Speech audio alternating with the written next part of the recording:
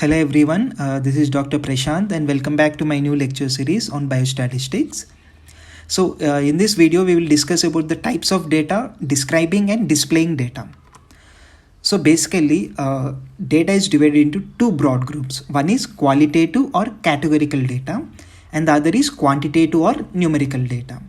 Under qualitative or categorical data there are three types. One is binary data, second is unordered categorical data, and third is the ordered categorical or ordinal data. Whereas under quantitative or numerical data, there are two types. One is discrete data and other is continuous data.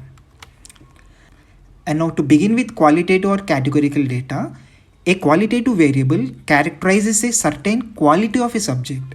So there are two types of variables. One is binary variable, which can take only two categories. For example, gender, male or female. Second, unordered categorical variables. So here we can list them in any order. So there is no natural order. For example, blood group. Third is ordered categorical variables having natural ordering, whereas in unordered we don't have any order, right? So a simple example, the level of cigarette smoking. For example, if I code 1 as non-smokers and 2 as who smoke 1 to 3 cigarettes per day, 3 as who smoke more than 3 cigarettes per day. So there is some increasing order, right? And now coming to second type of data, which is quantitative or numerical data. A quantitative variable represents a counted or measured quantity. So there are two types. One is discrete and the other is continuous data. So discrete data usually comes as a result of a count and the values will always be positive integers. For example, number of visits to doctor or number of children. So it can be 1, 2, 3, but it cannot be 1.2 or 1.3 something, right? So this comes under discrete. Whereas in continuous data, measurement and data values are real numbers. So a simple example, weight. So a weight can be 75 kgs and 76 kgs, can also be 75.5 kgs. And now let's look into some of the examples of qualitative and quantitative data. So this is very important to understand these concepts because the same thing will be repeated throughout the series. So please focus on this. So to start with binary data, as I already discussed, it takes only two values. For example, gender, disease status, here it's present or absent, vaccination status, that is vaccinated or unvaccinated. So the category is qualitative. And now coming to second type, unordered categorical data. So there is no ordering, right? So blood group and ethnic group, it comes under qualitative.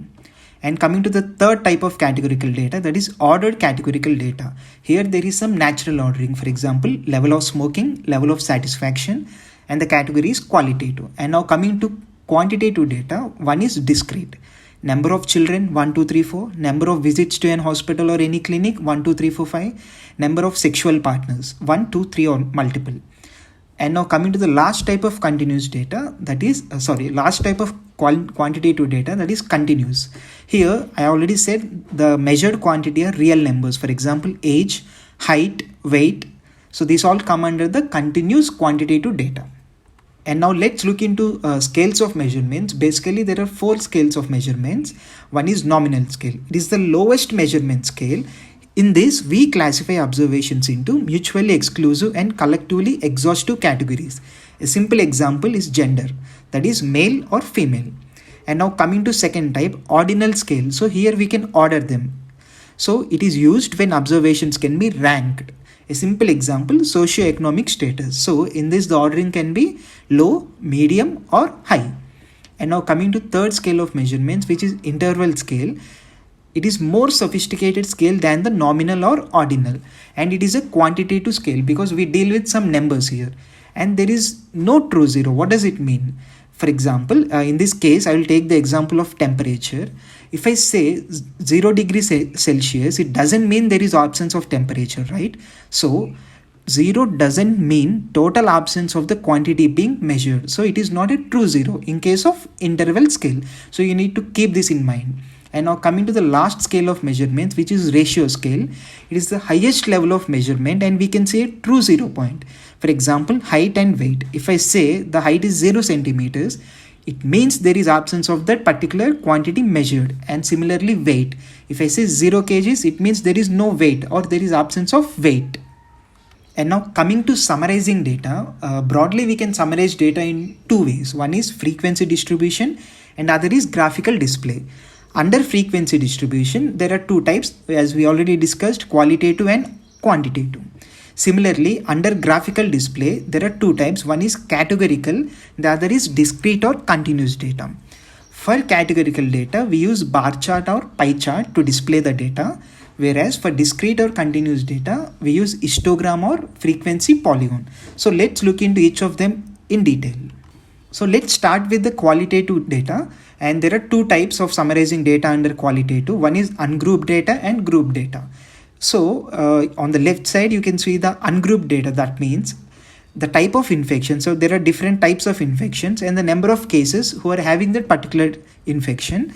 And in the last column, we can see the relative frequency. This is ungrouped data, and it is a qualitative data because when I say the type of infection B, we will just see whether it's present or absent. So this is a qualitative data. Similarly, on the right side, you can see the group data. Here what we have done is, if you can see on the column of type of infection, we started with A, B, D, F, and in the other category, we have merged the other infections. Okay, that is called group data. Similarly, we can summarize the quantitative data. It is also divided into two types, ungrouped data and group data. So the only difference is in the last section or in the last slide, where we have dealt with the type of infection, right? Whether it's present or absent. It is a yes or no type of question. So it comes under the nominal category. Whereas in this case, the number of children, if you can see 1, 2, 3, 4, it can't be 1.2, 2.3, right? So it is discrete data. Discrete. So it comes under quantitative. And now coming to the second type of data summarizing, that is graphical display. So as we already discussed, there are two types. One is frequency distribution and other is the graphical representation of the data. So under this, if the data is categorical or qualitative, we use bar chart or a pie chart. So I have given the images of those two. On the left side, you can see a bar chart, and on the right side, that is called pie chart. And now, if the data is a quantitative variables, we use histogram or frequency polygon. So if you can see the difference between histogram and the bar chart, in the bar chart, you can see the spaces between the bars, right? For example, the type of infection A, B, C, D, E, and F. So you can clearly appreciate the spaces between them. But whereas in histogram, you don't see any spaces, okay? What is frequency polygon? After drawing the histogram, if you join the tips of all the bars, we get the frequency polygon. And now coming to summary of quantitative data, we can do it in two ways. To get the measure of location, or we call it as central tendency, we use mean, median, and mode. Or if you want to know the measure of spread of the data or the variation in the data, we use range, percentiles, and standard deviation. Let's look into each of them in detail. First, under measure of location, mean. Mean is nothing but the sum of observations divided by the total number of observations.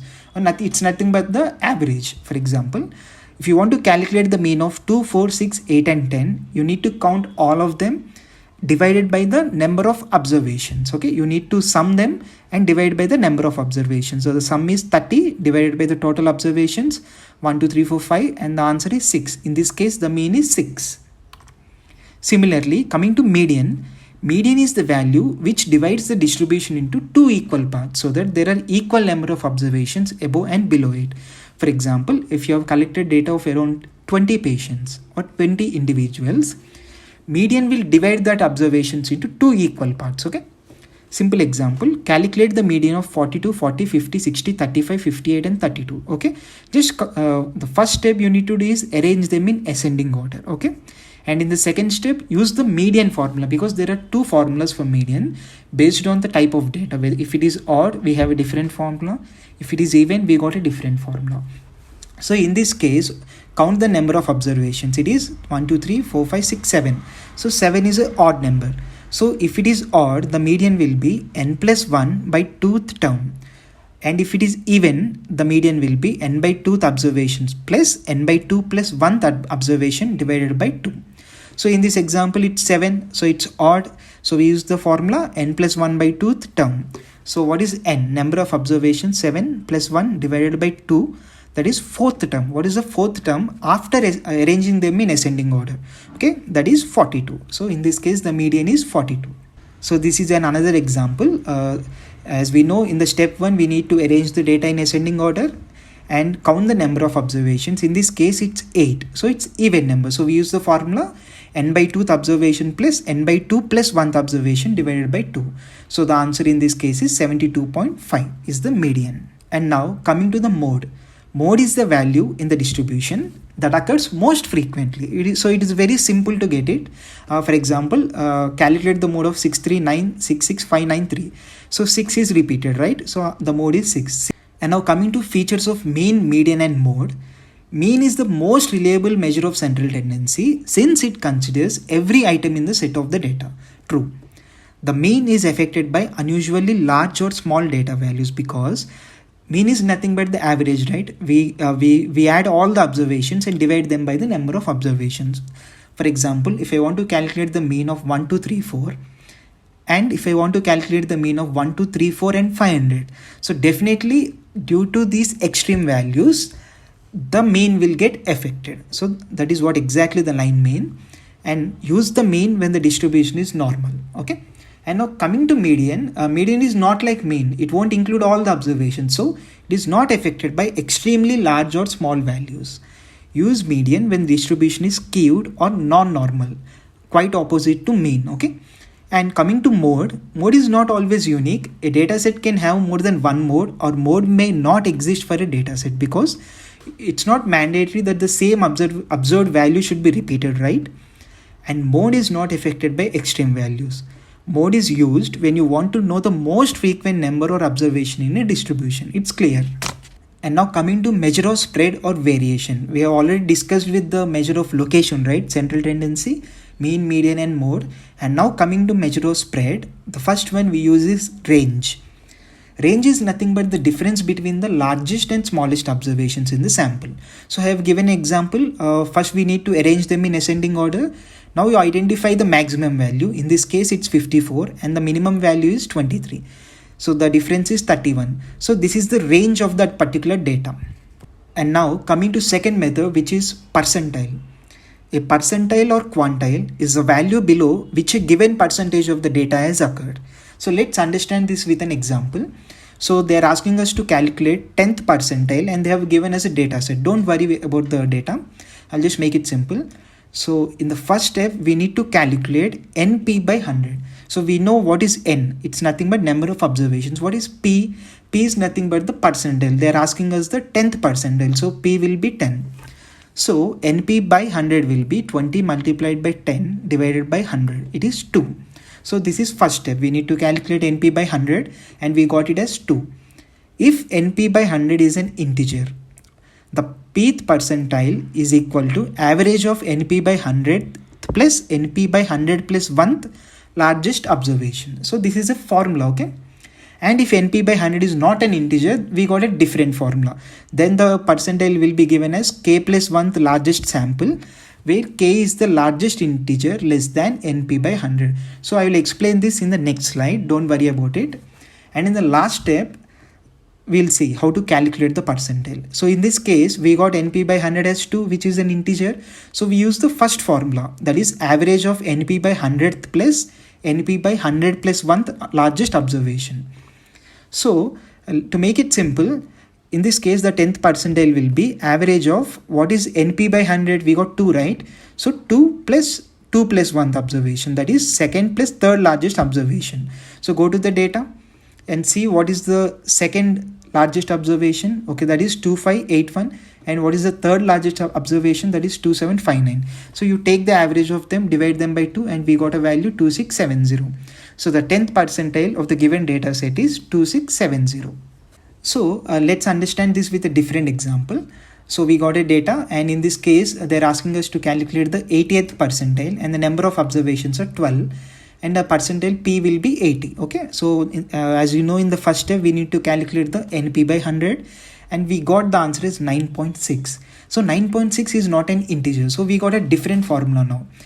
If in case NP by 100 is not an integer, the percentile formula will be K plus 1th largest sample. So here we are using the word K. K is nothing but the largest integer less than NP by 100. So what is NP by 100 in this case? It's 9.6, right? So what is the largest integer and which is less than 9.6? It's 9. For example, if you got NP by 100 as 10.5, so then the largest integer less than 10.5 will be 10. So I hope you understood this. So now the formula, I just add these values in the formula. So it will be 10th largest sample, because k will be 9. So 9 plus 1th largest sample will be 10th largest sample. So in the given data set, the 10th largest sample is 85. And now coming to the next method of measure of spread, which is standard deviation, which is very important. I'll just make it simple. Standard deviation is a measure of how dispersed the data is in relation to mean. So we'll consider mean as the center point, and we'll see how data is distributed according to mean or in relation to mean. So low standard deviation means data are clustered around the mean. So there is less difference between the mean and the particular value.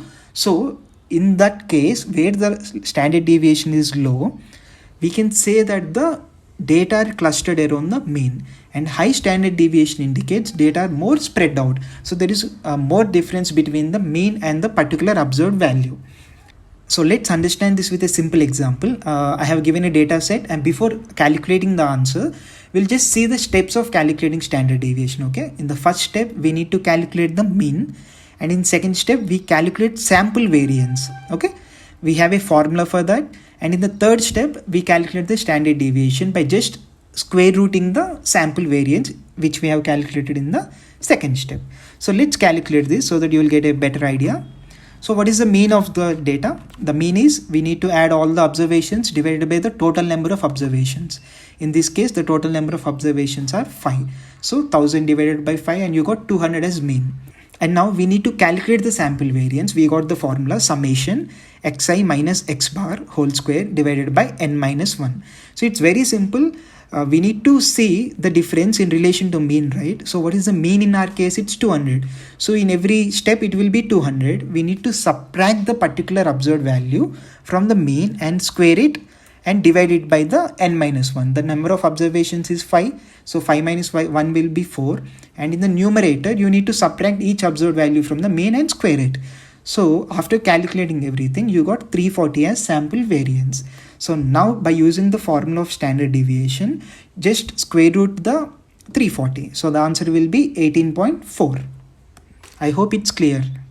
Thank you. Thank you.